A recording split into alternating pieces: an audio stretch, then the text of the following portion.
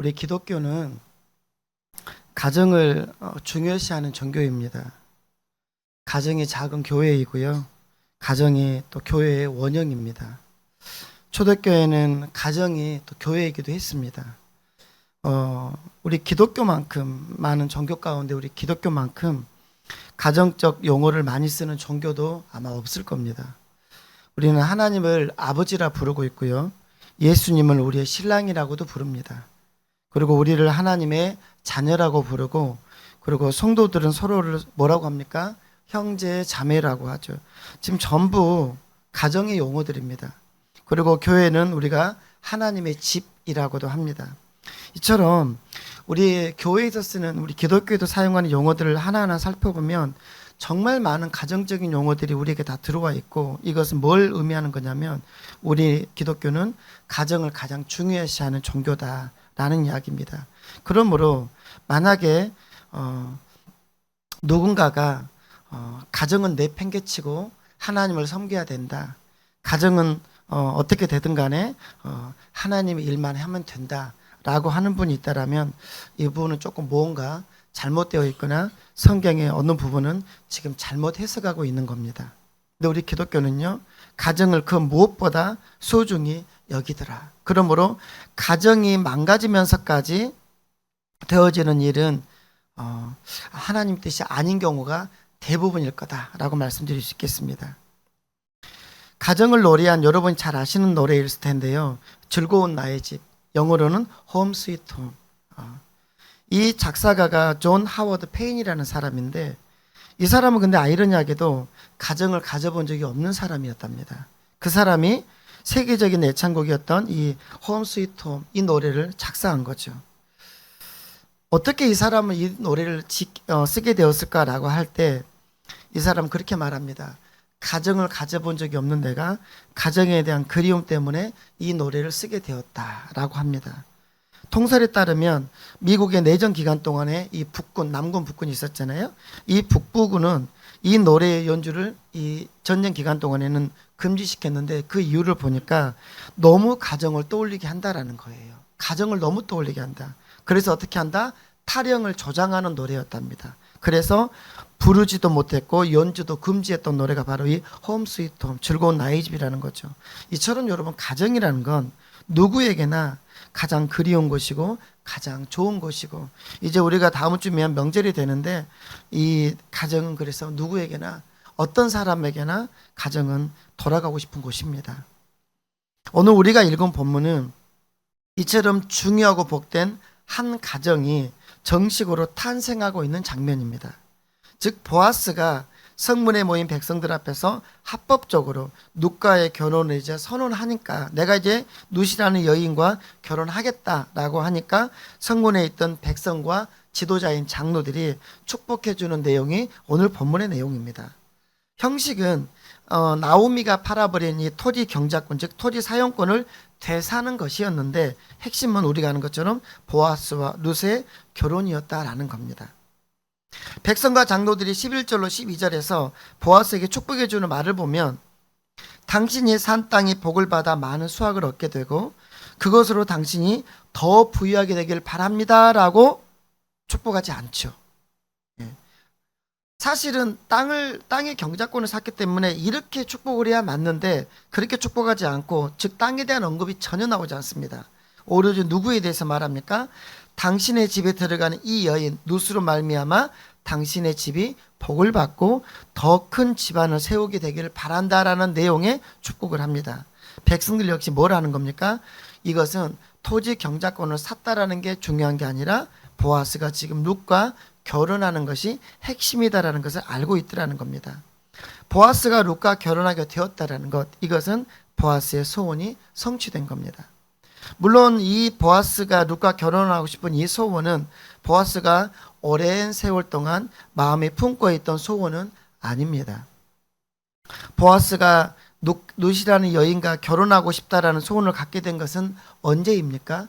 우리가 지금 수주에 걸쳐서 오니까 굉장히 오래된 것 같지만, 실제로 성경을 보면 이 소원을 갖게 된 것은 언제냐면 성경의 기준으로는 어젯밤입니다. 어젯밤에 룻의 청혼을 받고 내가 저 여인과 결혼하리라라고 그렇게 소원을 갖게 된 것은 불과 하루 전이었단 말입니다. 그런데 이 소원이 이제 어젯밤 이후로 보아스에게는 모든 긴급한 일을 싹 제쳐놓고 이루어야 될 가장 강렬한 소원이 되었다. 이때가 어느 때라겠습니까? 추수가 한창일 때, 가장 중요한 그 시간에 추수의 일을 싹 제껴놓고 이거를 처리할 만큼 가장 강렬한 소원이 되었더라. 그래서 아마 이 소원이 오늘 지금 이 시간에 지금 이 본문에서 이루어지고 있는데요. 이루어졌을 때 보아스는 모든 백성 앞에서 결혼을 공포하면서 정말 기뻤을 겁니다. 그런데 보아스가 더 기뻤으리라고 생각하는 것은 이 소원이, 지금 룻이라는 여인과 결혼하고자 하는 이 소원이 무척이나 이루기 어려운 소원이었기 때문에 그렇습니다. 사실 어렵지 않게 이루어지는 것은 우리가 소원이라고 하지도 않죠. 예를 들면 우리 아이들이 오늘 이제 저녁에 정말 맛있는 음식 먹고 싶다, 이걸 우리가 소원이라고 하지는 않죠. 그런데 안데르센의 성냥팔이 소녀에게서 나오는 이 소녀에게는 따뜻한 집에서 맛있는 음식을 한번 마음껏 먹어보고 푹 쉬어보는 것, 따뜻한 방에서 푹 쉬어보는 것, 이것이 이 소녀에게는 소원이었을 거예요. 이처럼 소원이라는 것은 사람에게 따라 다르지만 기본적으로 우리가 소원이라고 말할 때는 이루기가 어려운 일을 우리가 뭡니까? 소원이라는 용어를 써서 하는 거죠. 어찌됐든 보아스에게 룻과의 결혼은 소원이었던 겁니다. 그런데 그 소원이 이루어진 거죠. 이것은 하나님께서 보아스에게 허락하셨기 때문입니다.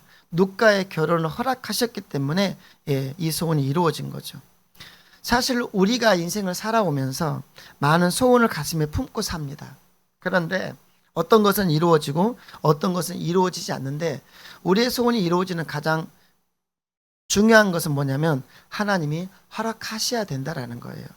우리 이제 아이들도 있고 청년들도 있는데 어느 순간인가 이제 사랑하는 사람들이 생길 겁니다. 아, 저 사람과 결혼하고 싶다. 그것은 나의 소원일 수 있겠지만 먼저는 하나님이 허락하셔야 된다라는 거예요.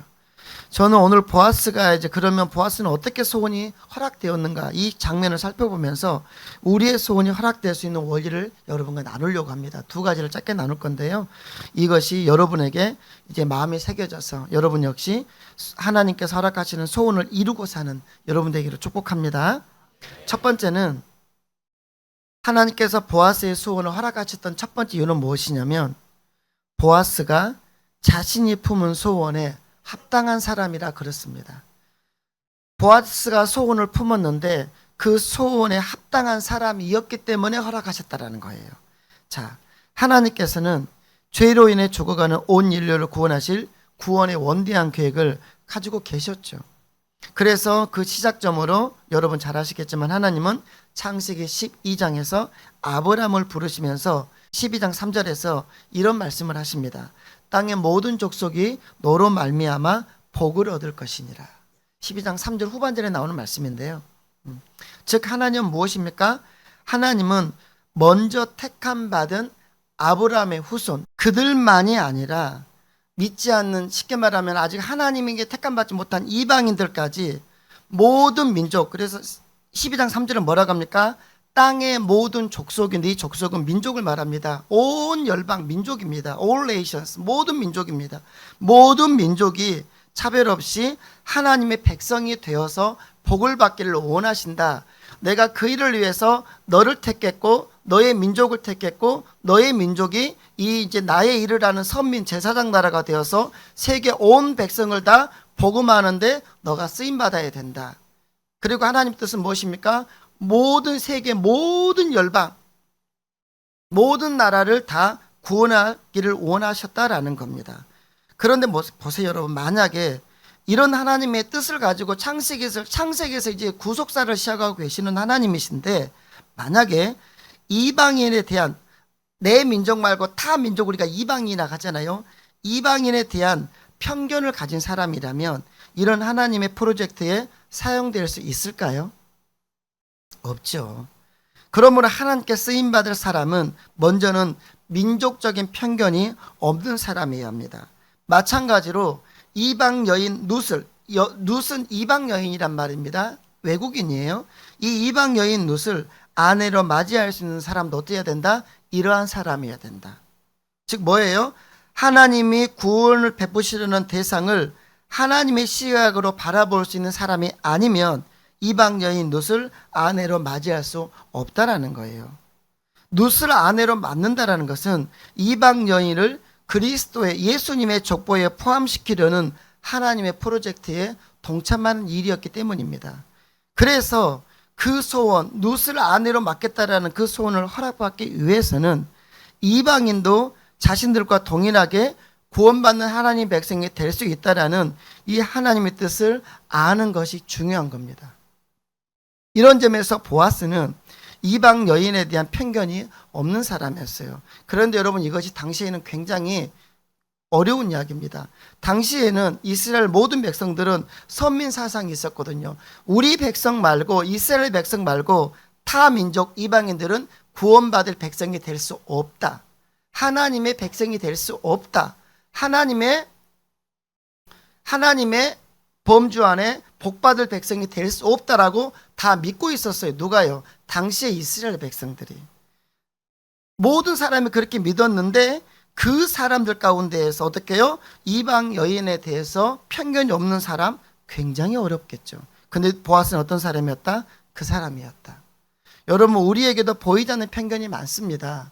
남자 여자에 대한 성에 대한 편견, 지역, 호남과 경상도에 대한 어떤 지역에 대한 갈등과 편견들, 그리고 층에 따른, 계층에 따른 편견들, 빈부에 따른 편견들, 배움에 대한 편견들, 많은 편견들이 있습니다.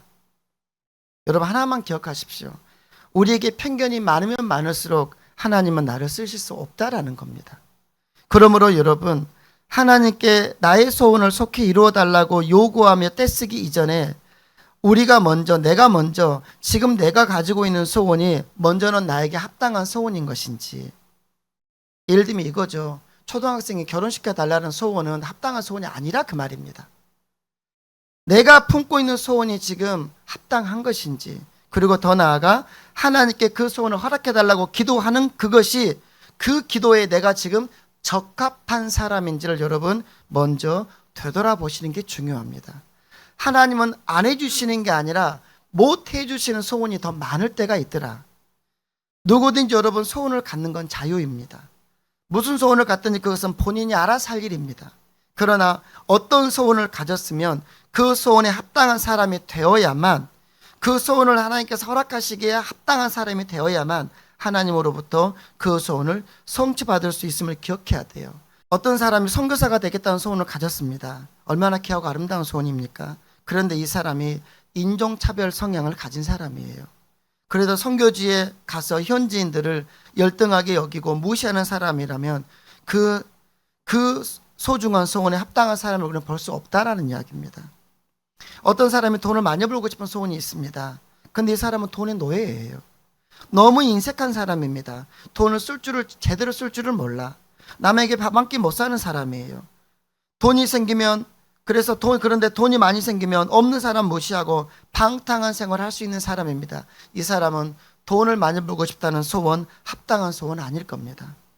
여러분, 저희 모두는 우리 인생을 위하여, 또 우리 자녀들을 위하여, 더 나아가 하나님의 나라 확정을 위한 선한 소원을 가져야 하고 가지고 있을 줄로 저는 믿습니다. 그 소원들이 이루어지고 하나님의 허락을 받기 위해서는 보아스처럼 우리가 먼저 그 소원에 합당한 사람이, 하나님께서 그 소원을 허락하시고 이루어 주시기에 합당한 사람이 먼저 되셔야 돼요. 물론 소원이 합당한 사람에게만 소원이 이루어지는 것은 아닙니다. 또한 소원을 이루기 합당한 사람이라 하더라도 그 소원이 이루어지지 않을 수도 있습니다. 그러나 우리가 하나님은 공의의 하나님이신가, 상 주시는 하나님이심을 여러분 믿는다라면 우리에게 합당한 소원을 갖는 것, 그리고 그 소원에 합당한 사람이 되는 것은 소원을 이루는 과정의 필수임을 여러분 아시기를 바랍니다. 두 번째는, 보아스의 소원이 허락된 것은 보아스가 평소에 보여준 성실하고 관대한 삶 때문입니다. 제가 어렸을 때 이제 서당을 다닌 적이 있어요. 제가 서당을 다녔던 사람입니다. 거기에서 이제 명심보험에 나오는 이야기는 아닙니다만 훈장님 하셨던 말씀이 한 구절이 생각이 납니다. 적선지가의 필유유경이라라는 말입니다. 줄여서는 우리가 이제 적선여경이라고 하는 이제 그 사자성어로도 쓰기는 하는데요. 이런 말입니다. 적선지가 선행을 쌓은 집안의 필유여경, 반드시 경사스러운 일이 있게 된단다. 이거는 성경에서도 하고 있는 이야기입니다. 이 적선여경이라는 한자성어는 성경에 나오는 그대로입니다. 무엇입니까? 뿌린 대로 거둔다. 뿌린 대로 거둔다라는 의미입니다. 지금 보아스에게 딱 어울리는 말입니다. 그동안 보아스가 얼마나 많은 선행을 쌓았습니까? 모압에서 돌아와 아무 희망 없이 살아가는 나홈에게 큰 위로가 되어 주었습니다. 의지할 데 없고 또 생계가 당장 어려웠던 나오미와 룻에게 실제적인 도움도 주었습니다. 물질적인 도움이었죠. 또한 아무런 보호장치 없이 그저 위험과 유혹에 노출된 이 이방 여인 룻, 이 젊은 여인 룻을 이 보아스는 정성스럽게 보호하고 챙겨주었습니다. 하지 않아도 되는 일입니다. 하지 않아도 아무도 비난하지 않아요. 그런데 그렇게 해주었던 겁니다. 그리고 보아스는 이런 선행을 비단 나오미와 룻에게만 했던 게 아니라 주변에 있는 모든 이들에게, 어려운 사람들에게 이렇게 선을 베풀며 살아왔습니다. 또한 보아스의 이런 선행은 살아있는 사람뿐만 아니라 죽은 형제였던 엘리멜렉과 그 아들 말론을 최대한 애우해 주었습니다. 엘리멜렉과 말론은 나오미와 룻의 남편들이었죠. 고인이 된 사람들입니다. 여러분, 이미 죽은 사람, 고인이 된 분을 가장 애호하는 일은 무엇일까요? 우리 이제 다음 주면 여기에 대해서 우리가 고민하게 될 텐데요. 고인이 되신 분들을 애호하는 일이 무엇일까? 자, 그럼 여러분 생각을 한번 해보세요. 그런데 여러분, 일단 사람이 한 번 죽으면 살아있는 우리가 그 죽은 사람을 위해서 할 수 있는 일은 아무것도 없어요. 그분이 병으로 돌아가셨든 사고로 돌아가셨든 어찌됐든 돌아가셔 고인이 되신 분들을 위해서 우리가 할 수 있는 일이 뭐가 있겠어요?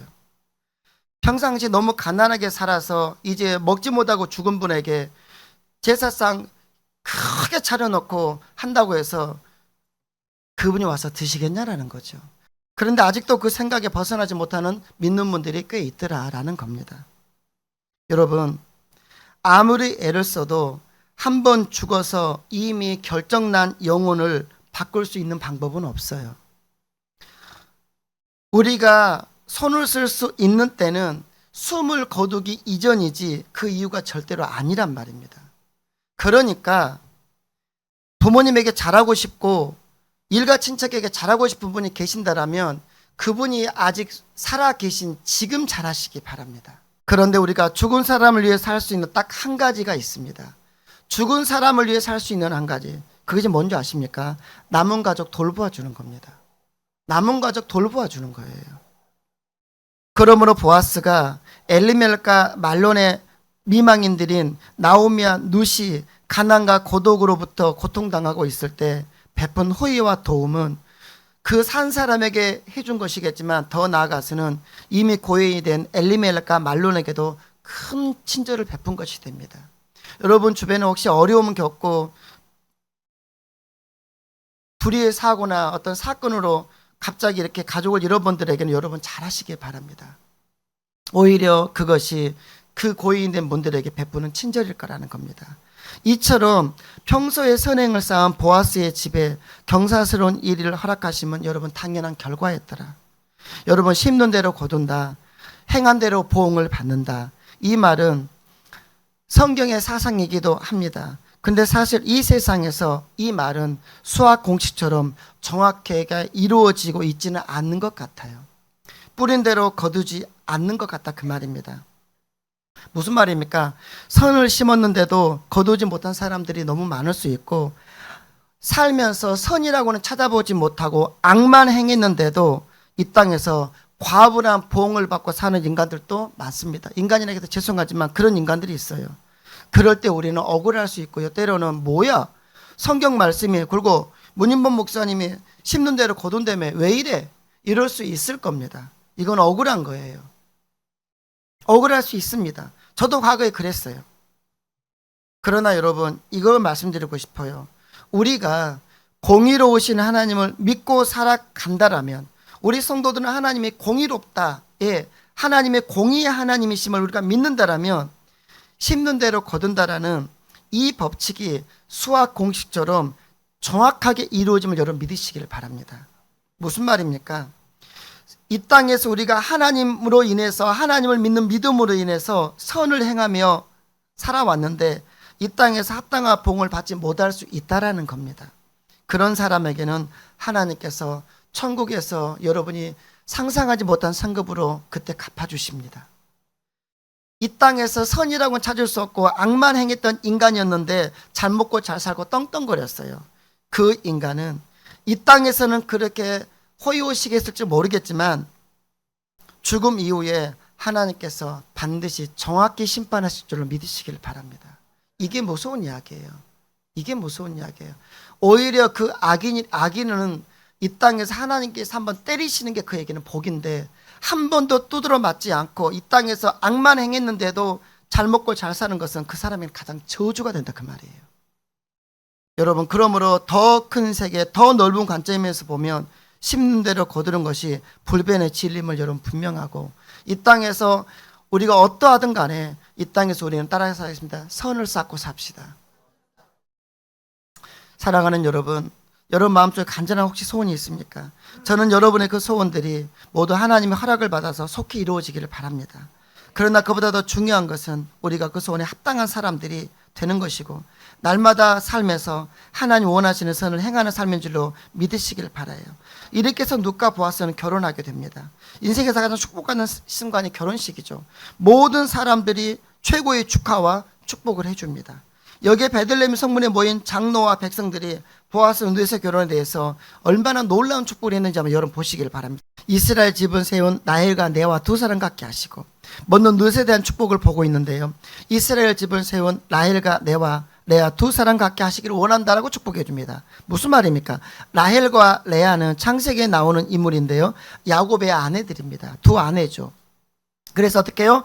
야곱과 결혼해가지고 12지파를 형성하는 12아들을 낳았습니다. 물론 여기에는 두 여종이 있었겠지만 이제 그들은 여종이었기 때문에 어찌됐든 성경은 라헬과 레아로 말미암아 이스라엘 12지파가 형성되었다라고 말하는 겁니다.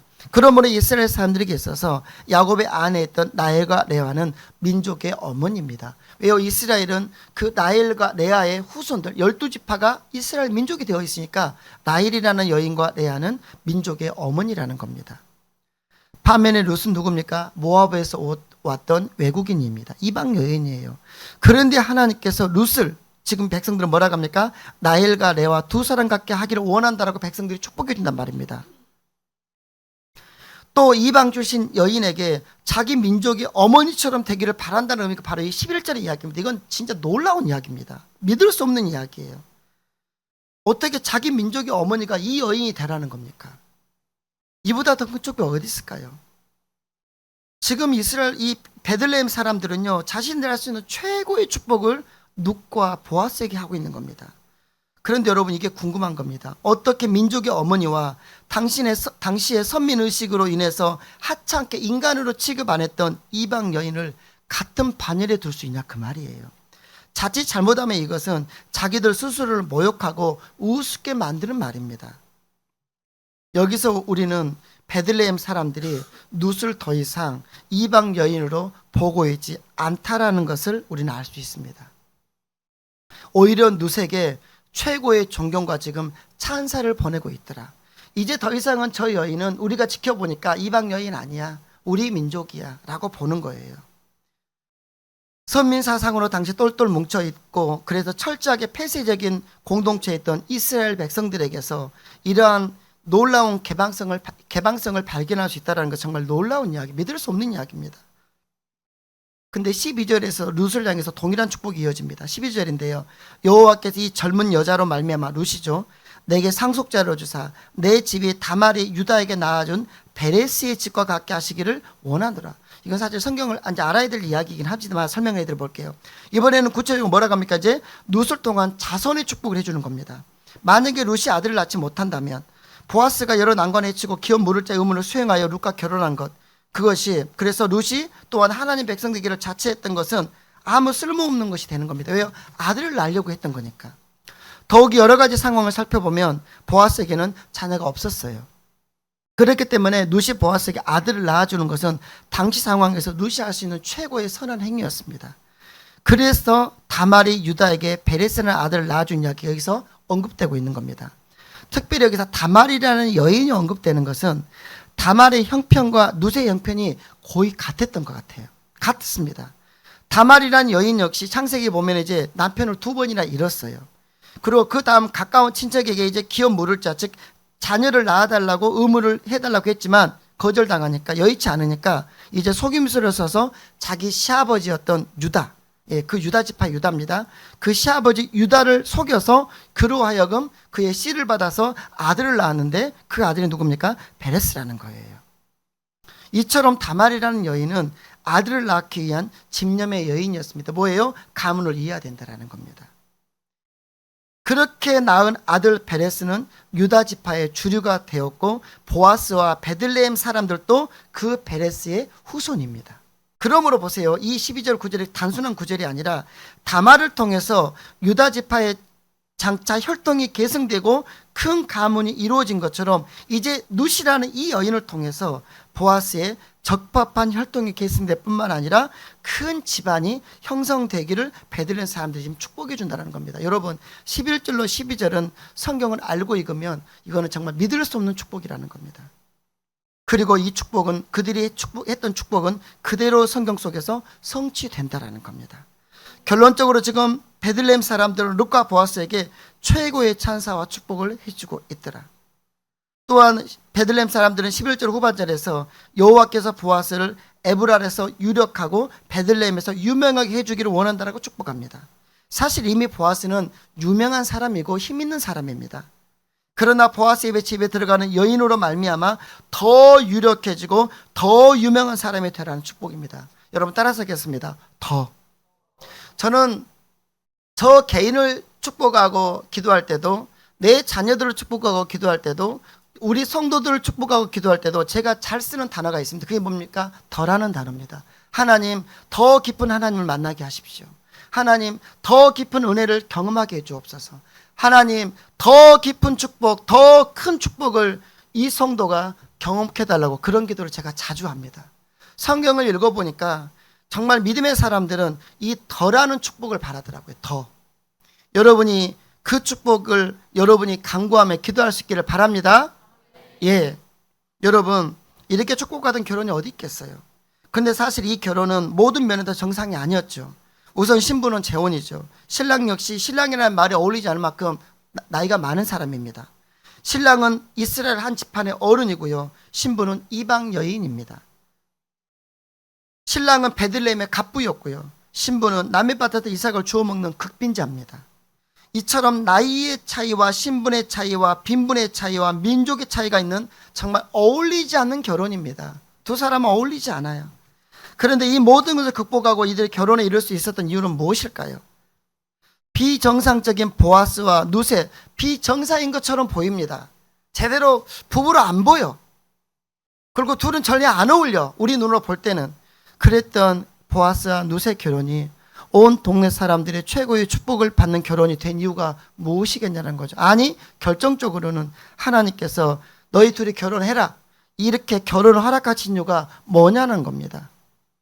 그것은 딱 하나로 요약하자면 룻과 보아스에게는 오로지 하나님의 법과 그 뜻에 순종하고자 하는 마음, 그리고 더 나아가 하나님의 백성으로 평생을 살고자 하는 소망이 있었기 때문입니다.